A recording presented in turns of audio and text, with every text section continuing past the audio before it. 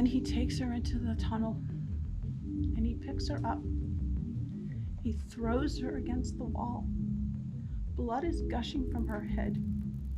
Her hair is soaked in blood. And they showed us pictures of her body.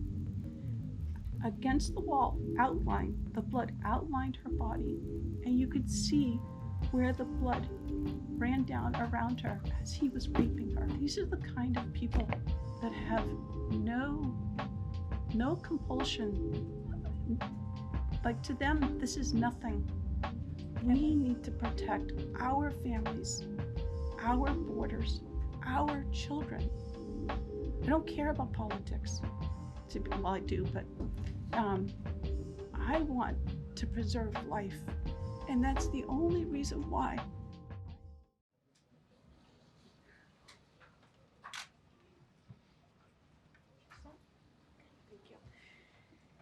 Good afternoon, everybody. President Trump campaigned on the promise to secure our homeland, its alien criminals from our communities.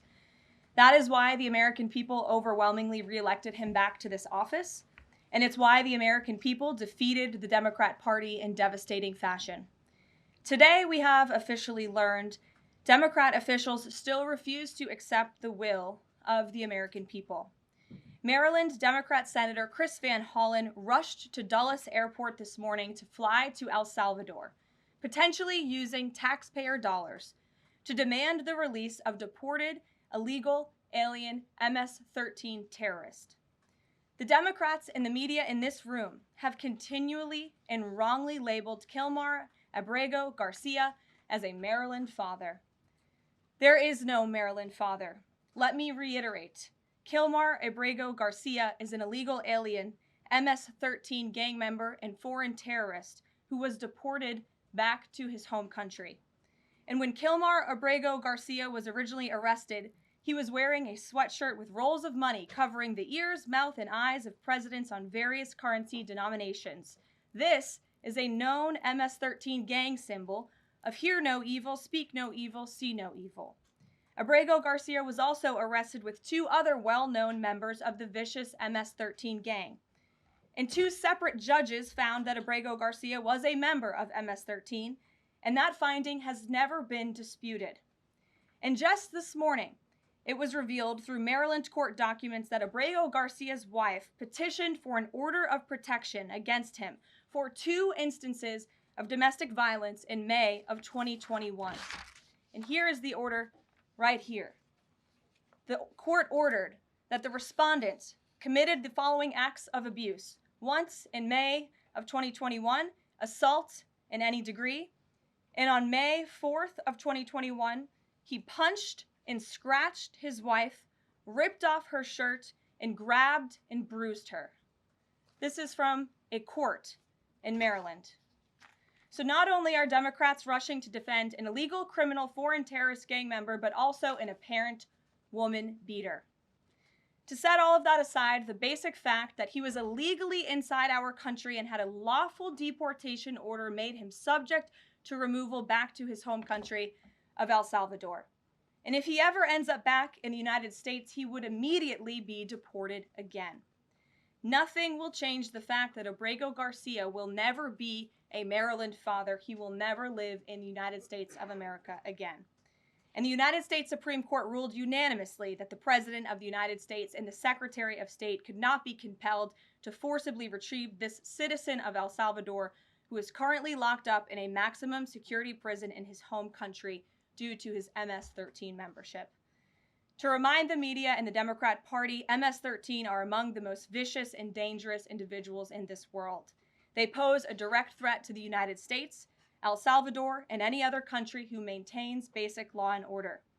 MS-13 rapes innocent girls and women, runs sex trafficking operations, murders for sport, and terrorizes law-abiding people. That's why El Salvador President Bukele made it clear this week that he will not be releasing this MS-13 gang member from his prison. But that is not enough. All of that is not enough to stop the Democrat Party from their lies. The number one issue they are focused on right now is bringing back this illegal alien terrorist to America. But where are the Democrats applauding the fact that southern border crossings just hit a historic low? Where are the Democrats supporting our brave men and women of law enforcement who are putting their lives on the line every single day to arrest the violent illegal alien invaders that the previous administration allowed into our country? And where are the Democrats when innocent Americans are victimized by illegal criminals that Joe Biden let in? It's appalling and sad that Senator Van Hollen and the Democrats applauding his trip to El Salvador today are incapable of having any shred of common sense or empathy for their own constituents and our citizens. Nobody knows this more than the woman standing to my right, Patty Morin, whose beautiful daughter Rachel was brutally maimed and murdered at the hands of an illegal alien in August of 2023. Patty no longer has her daughter because of the failed Democrat Party's open border, and these are policies that President Trump is bringing an end to. Patty should not have to be here today, but she is, and we are grateful and we are honored for her willingness and her request to share her powerful story with the world. Thank you, Patty, for being here. Thank you. A lot of you don't know the whole story about Rachel and about the crime that was committed against her. Even us, her family, we didn't know all the details. They kept most of it close to their chest, the detectives, because they didn't want to do anything to hurt the case. They wanted to keep the integrity of the case, so they kept everything close. I sat for the last 2 weeks in her trial, and we saw layer upon layer upon layer of evidence against the accused, an illegal immigrant from El Salvador. And the things that we thought, well, maybe this might have happened, we didn't know. But when we were at the trial, we got all the puzzle pieces. And I want to share some of those things with you. You know that Rachel's a 37-year-old mother. She has 5 children. We've walked the trail for the last 25 years that we've lived in Maryland. It's a safe place for our family. It's where we go to get a little bit of New England, because that's where we're from, New England. When she went on that trail that day, she was not planning on dying. She wasn't planning on walking to her death. She was planning on going to the grocery store with her girls afterwards. Victor Martinez, he waited for her. He waited for her to come closer. He saw her. He saw that there was nobody around. He attacked her. He dragged her 150 feet, blood gushing from her head. It left a 150-foot trail of her blood to the culverts, where he picked her up, he threw her against the wall of the tunnel, and he raped her. But before he did that, he stopped on that trail, and rocks, still stained with her blood, he used them to hammer her head against those rocks. They say at least 20 times they could count the cuts in her head. They said that when they did the autopsy, and I've seen the pictures, there's a 6-inch square in the back of her head where the skull is shattered the way that you would crush an eggshell in pieces. 3/4 of her brain hemorrhaged. Her right and left side of her face bashed in. Her beautiful face bashed in. Her head bashed in. Broken bones, fractures. He takes and he drags her some more. He drags her through the thorn bushes. She has all the scrapes and cuts on her body. There wasn't 1 inch of her body that didn't have some kind of injury, whether it's bruising, broken bones, contusions, the scratches. She had a fractured rib, fractured nose, fractured skull. And then he takes her into the tunnel, and he picks her up. He throws her against the wall. Blood is gushing from her head. Her hair is soaked in blood, and they showed us pictures of her body. Against the wall, the blood outlined her body, and you could see where the blood ran down around her as he was raping her. And then he threw her down and raped her some more. And then he strangled her because he didn't want her to be able to live to tell the story. They said that when they did the autopsy on her neck, that one of the things they do is they open up the neck and they look to see how far the injury is. And they went all the way down as far as an injury is possible, hemorrhaging in the muscles because of how strong and violent the group was around her. These are the kind of people that have no compulsion. Like, to them, this is nothing. And when he was sitting in the courtroom, he actually looked like he thought he was going to be set free. There was no remorse on his face at all. This person took my daughter so violently and so gruesomely and so graphically that they sealed the pictures, because I don't want my granddaughters to see these pictures. These are the kind of criminals President Trump wants to remove from our country. These are the kind of criminals that we need to remove from our country.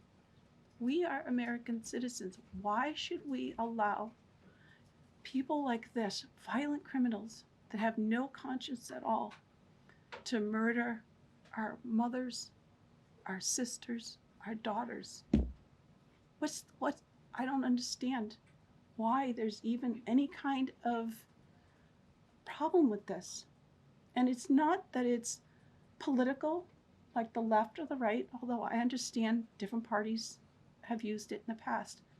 But we have to look at it as we are American citizens. We need to protect our families, our borders, our children. I don't care about politics. Well, I do, but I want to preserve life. And that's the only reason why I have taken and spoken about Rachel all this time. If you're a mother here in the room, can you imagine standing there alive? You're alive, and someone comes and puts their hands into your chest and rips out your heart? That's what it feels like. It feels like a part of you is being ripped out of you. You can't even describe the pain.